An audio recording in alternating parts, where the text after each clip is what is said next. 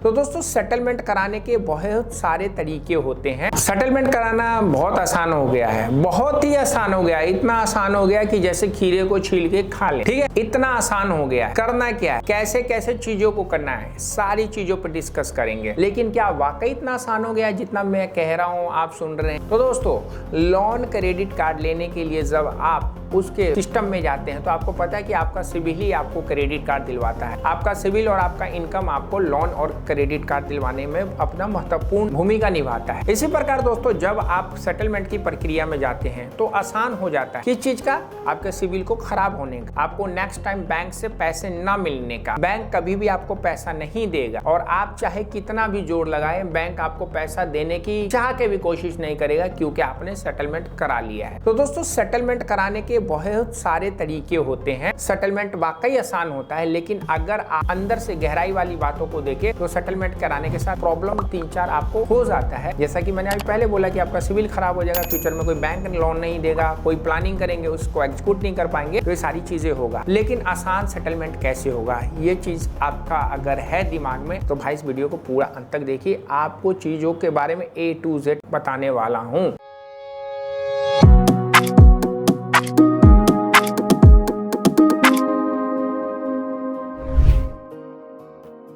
तो दोस्तों स्वागत है आपका आज की एक नई वीडियो में। और जैसा कि मैंने आपको टॉपिक बताया है कि आप आसानी से सेटलमेंट कैसे करते हैं। पहले दोस्तों आपको जो करना है, ये काम करना है कि भाई आपकी इनकम कितनी है, आप अपने क्रेडिट कार्ड या लोन की EMI का बिल का पेमेंट क्यों नहीं कर पा रहे हैं, ठीक है। और जब आप सेटलमेंट करेंगे तो वाकई जो बैंक आपको ऑफर करेगा वो पैसा आप बैंकों को दे देंगे। इस चीज का आपको एक एनालिसिस करके अपने पोर्टफोलियो को बनाना है। आपको देखना है कि आपकी इनकम कितनी है, आपके खर्चे कितने हैं, क्या उन दोनों को काटने के बाद आपके पास पैसा बच रहा है। और जब आप सेटलमेंट करेंगे तो क्या आप उस पेमेंट को बैंक जब आपको सेटलमेंट लेटर दे देगा आप उसका पेमेंट कर देंगे। तो इस चीज को आपको एनालिसिस करना है, यानी कि अपनी आर्थिक स्थिति का आपको विश्लेषण करना है और उसके बाद ही आपको सेटलमेंट के प्रोसेस में जाना है। दूसरा पॉइंट दोस्तों, जैसे ही आप सेटलमेंट के प्रोसेस में जाते हैं, बैंक को अपनी प्रॉब्लम बताते हो, उनको एक इंटीमेशन लेटर लिखना है, बताना है कि मैं आपको अपना EMI क्यों नहीं दे पाऊंगा, मैं अपने क्रेडिट कार्ड का बिल का पेमेंट क्यों नहीं कर पा रहा हूँ, क्या कारण है। जो मैं पहले इन सारी चीजों को कर लेता था अब मैं करने में असमर्थ हूँ, मैं पैसा नहीं दे पाऊंगा। बहुत सारे लोग कहते हैं कि इस महीने तक की मैंने EMI दे दी, अब नेक्स्ट मंथ EMI नहीं दे पाऊंगा। आप नेक्स्ट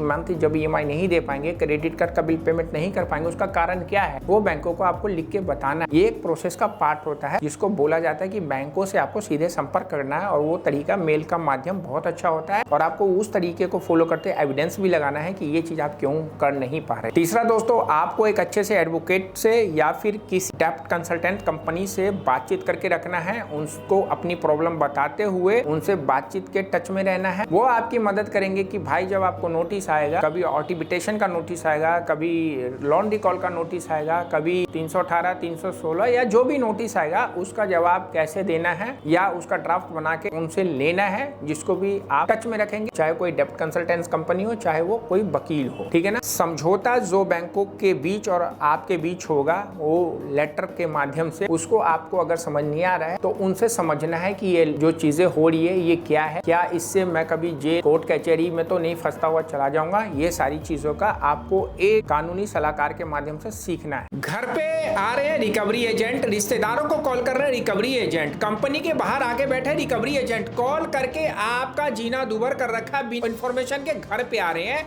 पुलिस बन के कॉल कर रहे हैं, वकील बन करके नोटिस भेज रहे हैं। यानी कि आपकी जिंदगी में रिकवरी वालों ने आपकी लाइफ को पूरा रिकवर कर लिया है। तो इस रिकवरी से कैसे बाहर निकले, विजिट करिए www.hktips.com पे या व्हाट्सएप में आइए, फ्री में बात करिए, कोई फीस नहीं लगेगा, लेकिन सर्विस लेंगे तो हम आपको कर्ज के जाल से बाहर निकाल देंगे। दोस्तों फिर उसके बाद आपका जो बीच का प्रोसेस चलता है कि लोन रिकवरी करने के लिए बैंक्स कॉल करते हैं, एजेंट के माध्यम से कॉल करवाते हैं, वो कभी घर पे आते हैं, कभी ऑफिस में जाते हैं, कभी रिश्तेदारों को कॉल कर देते हैं। तो ये इलीगल एक्टिविटी जो कर रहे हैं उसको कैसे आपको हैंडल करना है, उसके लिए भी आपको एक कंसल्टेंट को रखना है या फिर एडवोकेट के माध्यम से इस चीज को हैंडल करने के लिए तौर तरीके सीखने हैं। क्योंकि जब आप सेटलमेंट के प्रोसेस में जाते हैं तो आपका NPO होने में 90 दिन का टाइम लग जाता है और उसके बाद ही दोस्तों आपका लोन सेटलमेंट के प्रोसेस में जाता है और बैंक फिर देखता है कि आपके साथ सेटलमेंट करना है या नहीं करना है। जब वो कर लेते हैं, ज्यादातर हो ही जाता है 6 से 7 महीने के बीच में, लेकिन कुछ नहीं हो पाता है तो थोड़ा लंबा चला जाता है। आप बस उनको फॉलो करते रहिए, उनके फोन को उठाते रहिए, उनसे बातचीत करते रहिए। अगर कोई बदतमीजी वाली चीजें करे तो आप बैंक के नोडल ऑफिसर्स को मेल मेल करके इन्फॉर्मेशन देते रहिए। इस प्रकार बातचीत करते करते जिस दिन आपका सेटलमेंट लेटर बन जाएगा, वह सेटलमेंट लेटर आप जब लेंगे तो उसका पूरा इन्फॉर्मेशन आपको ध्यान से देखना है कि जो लेटर है वो लेटर आपके लोन या क्रेडिट कार्ड का है, वही लोन नंबर है, वही क्रेडिट कार्ड नंबर है, आपका नाम भी वही है, आपका जो अमाउंट था वो दिखा रहा है और आपने जितने पे बातचीत किया है उतने अमाउंट पे वो लोग एग्री हो गए हैं।